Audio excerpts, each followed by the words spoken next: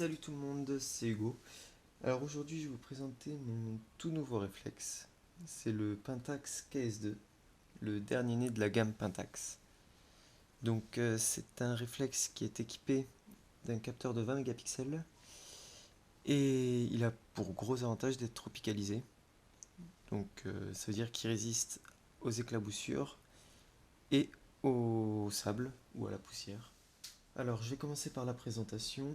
Donc au niveau du design, bon, c'est un boîtier réflexe, mais j'aime bien le côté un peu carré qui donne un aspect assez robuste finalement à l'appareil, et je pense que c'est aussi ce que Pentax a voulu dégager, un aspect robuste qui donne envie de partir à l'aventure. Alors autre point que j'aime bien, c'est la finition aluminium brossé sur le dessus, ça donne un petit côté statutaire à l'appareil. Pour ce qui est de la prise en main, donc il y a des grips un peu partout, ce qui fait qu'on a une très bonne prise en main. On a un grip ici pour bloquer le pouce, donc vraiment agréable au toucher.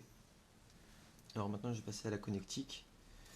Donc il y a une prise micro sur le côté gauche. Après de l'autre côté il y a le slot pour la carte SD. Et en bas il y a HDMI et USB. Enfin sur le dessus on a la petite barrette pour venir mettre un flash. Bon.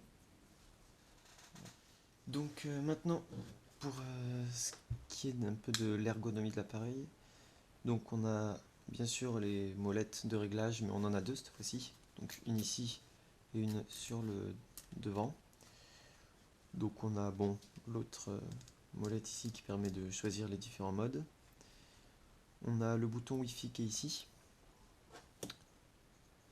Après on a ici les différentes touches qui permettent de visionner, mettre le flash, régler l'ISO. D'ailleurs j'ai mis un petit point peut-être faible sur cet endroit-là, qui est pas forcément pratique, notamment quand on touche un peu à tous les boutons. Le bouton OK ressort pas mal, du coup il arrive d'appuyer légèrement sur les deux, et je trouve que ça fait pas forcément, voilà, on voit le bouton qui est pas très, c'est peut-être, bon, pas le top de la fabrication. Moi personnellement ça me dérange pas, mais après il y a certaines personnes qui peuvent trouver ces détails de finition un peu justes. Autre bouton important, c'est le bouton qui est ici, donc qui permet soit de jeter les poubelles, jeter les photos plutôt, c'est plus logique, ou alors d'afficher la vision sur l'écran. Donc je vais vous montrer. Hop, voilà.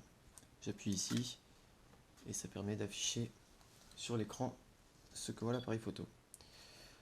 Autre point assez important, c'est je trouve que du coup ce bouton est assez mal placé, parce que quand on visionne les photos et qu'on est dans ce mode là, on est assez gêné, on est obligé, voilà, on n'a pas une bonne prise en main pour appuyer forcément pour jeter les photos, c'est assez dommage.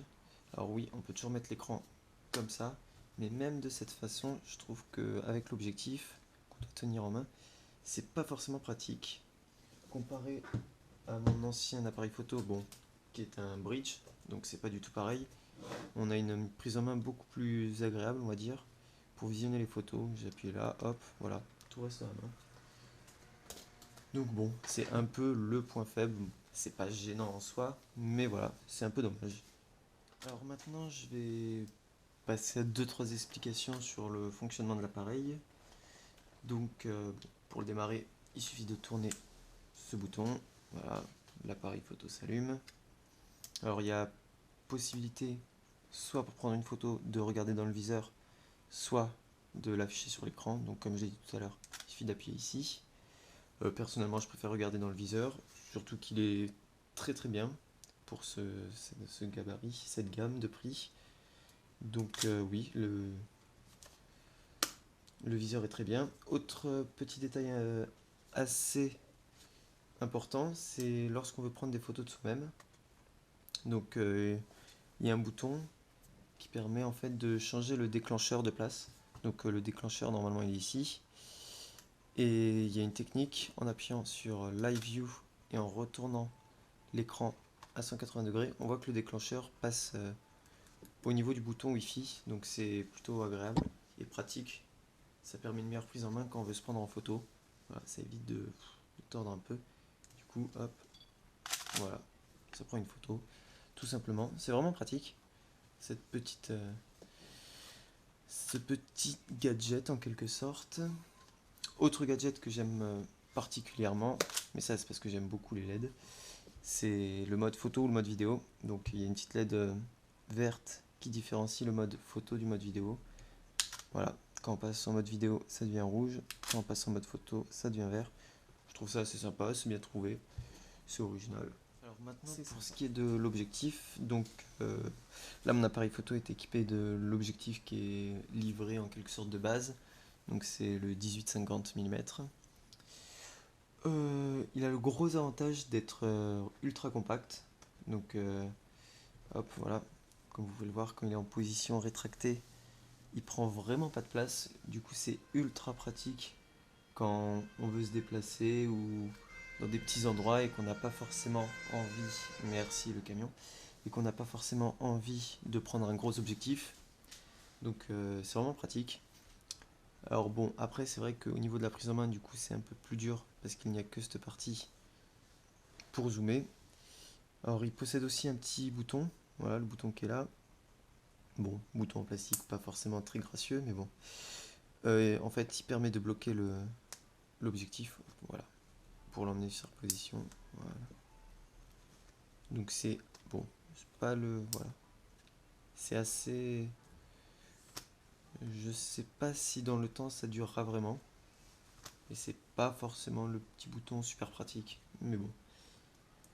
Donc voilà, j'ai pu le tester dans. Bon, il faisait pas très très beau, pourtant j'habite à Marseille, mais il faisait pas très très beau. Donc j'ai pu le tester, je suis relativement content. Je trouve que malgré le manque de clarté qu'il y avait, il faisait des belles photos. Donc je vais vous montrer, voilà, vous pouvez voir, ça va s'afficher sur l'écran, des photos que j'ai pris avec.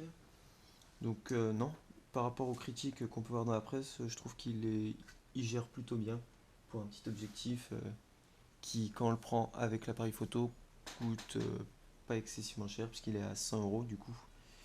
Donc non, c'est un bon objectif qui permet, voilà, quand on veut aller dans des salons, dans des musées ou faire des petites sorties et qu'on n'a pas forcément besoin d'un gros objectif, qui remplit parfaitement son rôle. Pour conclure cette vidéo, j'adore ce réflexe, franchement il est bien. Alors, je vais commencer par les points négatifs.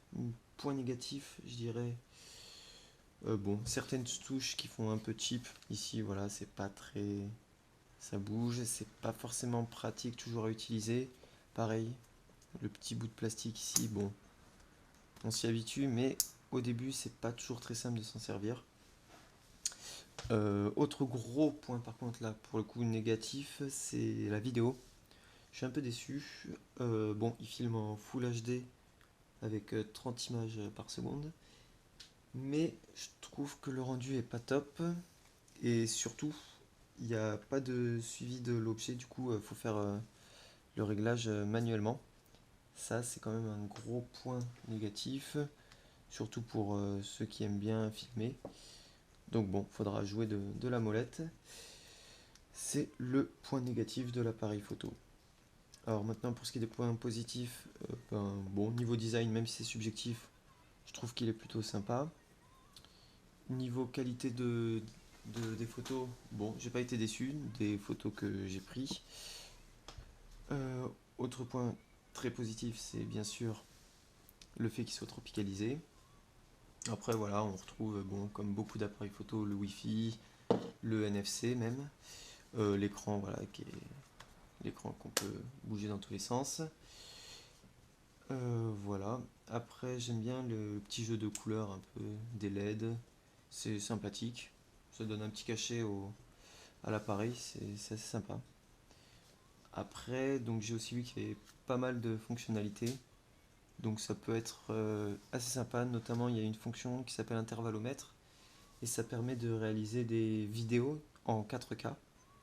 Alors, c'est pas des vidéos quand on filme à 25 images par seconde, c'est plus des timelapses. Donc en fait l'appareil photo prend plusieurs photos et après il les assemble pour faire une vidéo.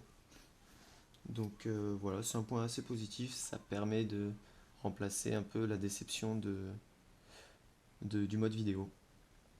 Donc voilà, j'espère que ma présentation vous aura plu. Laissez des commentaires, aimez, partagez, ou dites-moi vos critiques. Ou même si vous voulez plus d'infos, ben, demandez-moi, je vous enverrai des photos où je vous dirai plus de précision. Voilà, allez, ciao ciao.